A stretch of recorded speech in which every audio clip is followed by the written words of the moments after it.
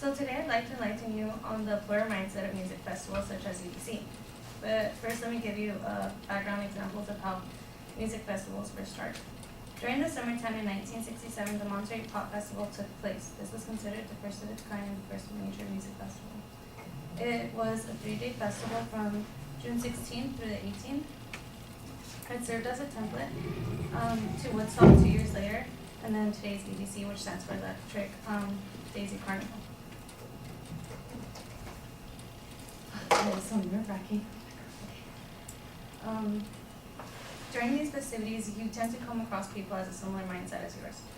It's a mindset that consists of what it's like to experience the music and to take a break from reality and entering into a world of trance. So where did it originate from? A DJ from New York in 1990 named Frankie Bones. During an interview with Insomniac writer Scott T. Sterling, he says, "Peace, love, unity." That's what the movement was. We were painted on the subway cars. It was always about the plural speech everyone knows today. The original concept. Everyone was welcome. We were all in it together. Originally, the abbreviation was PLUM, which stood for Peace, Love, Unity Movement. Very shortly after did it change to PLUR. They realized that the movement had already started and all we wanted now was respect. The principles of PLUR stands for peace, which stood for existing simultaneously without conflict. The love, which represents sharing, feeling of goodwill towards others, regardless of their sex, culture, religion, etc. Unity, welcoming others, coming together regardless of personal differences.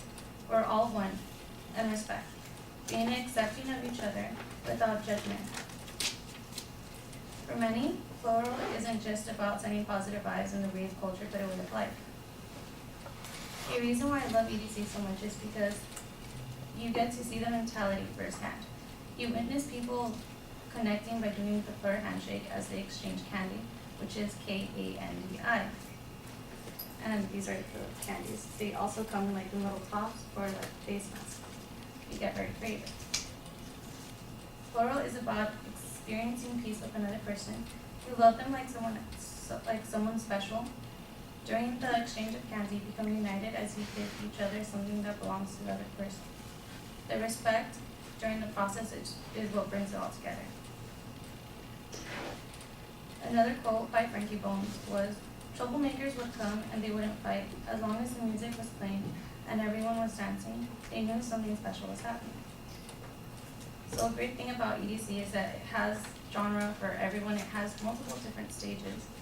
And depending on wherever, it doesn't matter what stage you're on, it could be like a trance, dubstep, hardstyle stage.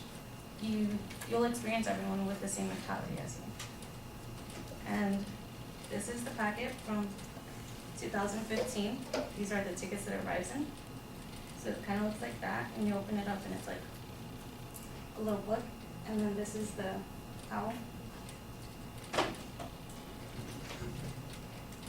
then inside it comes with like little collection items and stuff. So last year they came with this necklace. And then in 2015, the book that this is from, I lost the bracelet, but it came with a similar bracelet like this one and with a little owl. And then these ones would be your admissions. So this one was from 2015, this one was from 2016.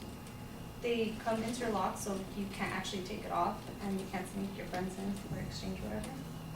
And it also comes with like little things so you can place on your cars and stuff. So if I could get a volunteer, I'd like to show people the plural handshake. Any volunteers? So, yes. Kid's gonna leave her hanging. I know, kind of rude. So pretty much, this is peace. This is love. Unity. Oh, yes. This one's unity. And this one's respect. And then doing that.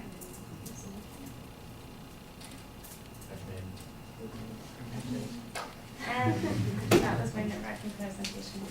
Thank you.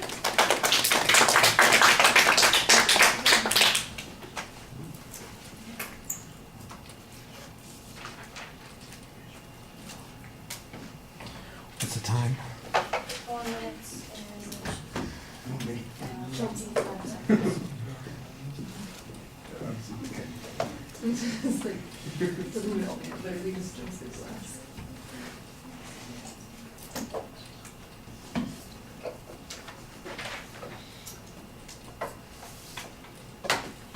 Why is it so hot in here?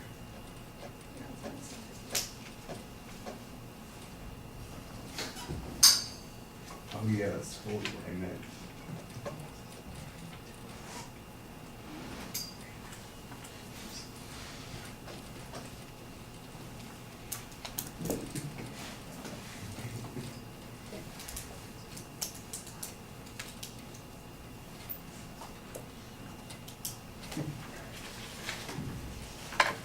All right, let me see. So, Andres, what did you think? Your biggest downside was that you were reading from cards and not looking up to the audience, and also that you jumped right in without much of a hook. But you also did a really great job defining the unknown words and phrases like plum and plur. And your visual aids were really great too because it was like entirely specific what you were talking about. So, good job.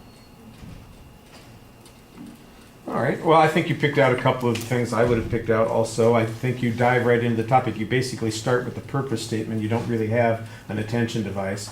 There's also not much of a preview. You preview the first point, but I have no idea what the rest of the speech is going to be about. You just say, well, let me start by defining something. I'm going, okay, what else are we going to hear about? And that needs to be laid out a little bit. I do think that you did a nice job defining the concept of plur and explaining how it is that it's supposed to relate to what goes on at the music festival. I'm not exactly sure that how it is that people acclimate to this culture, learn about what's going on. Is it something that they discover in other places? You seem to be talking about a very specific event when you showed us the ticket that you had and all of the process that goes into that. That seems like it's for one specific event as opposed to a series of events. I assume if there's a culture here that it comes together more than just a single time a year. And so I was kind of interested in knowing how people would understand that. Like if this thing came in the mail, I imagine I would be looking at it going, well, what the hell is this and why am I getting this? And wait, this is my ticket? And I'm going, I don't understand. Whereas if I'm in this culture, I would probably understand those things to begin with. So how people get into the culture, how it becomes a thing that they are a part of, I think that there needs to be a little bit more information about that. I did like the quotes that you had. You had a couple of quotes that talked about some of the origination kinds of issues, and I thought that that was pretty reasonable. Pretty reasonable for the presentation. The visuals, the first thing that I'm thinking about is the candy really candy? I don't think it is, but I've seen things like that are in fact candy, so that left me with that lingering question. And why is it called candy? Just because it looks like the candy? Or like I said, is it really candy? It made me a little bit uncertain about what's going on there. I think you need to, I like the idea of demonstrating the handshake kind of thing and the greeting where people would share something. I appreciated that. Probably need to plan it out a little bit ahead of time so that you have a volunteer and you're not left hanging there for a second, and then they know a little bit about what's going on so they could demonstrate it. Or for instance, you could have prepared a visualization ahead of time so we could all see it. I'm interested in the object that you had. I think that objects are always more interesting because it's something tangible that we could look at, but it's a little bit hard to see. This might have been a good place where the document camera would have been useful to show us a little bit more. I have no idea what the owl is and why the owl is important. It appears on the necklace. It appears in the booklet that you've got there, and I assume that there's some theme that the owl ties into, but that was not very clear to me. Then I'm going to have to agree with Andres. You basically read the whole presentation. You don't talk to us at all. We're not emphasizing delivery things on this particular point. But let's face it, you're 6 weeks into the term here, and we need to be talking to folks at this point. You've given a couple of speeches. These people don't bite you. Reading is not what you want to do. And you've written everything out. And even though it's on cards, I can tell that you're reading everything on the cards because you're turning over the cards, you're following along what's going on. You should have it as an outline. You should know what you want to say about each of those points. And then just refer to the outline when you need to know what the next point is. And the rest of the time, just talk to us. Because I know that you know everything that you told us just now. I know that you know that. So why didn't you just tell us those things instead of read it to us? Reading it to us is frankly not interesting. You know, people are just not, they tune out when somebody just starts reading to them. And you need to engage people. And that's I think what's missing here. All right, thank you very much. We appreciate you getting us started on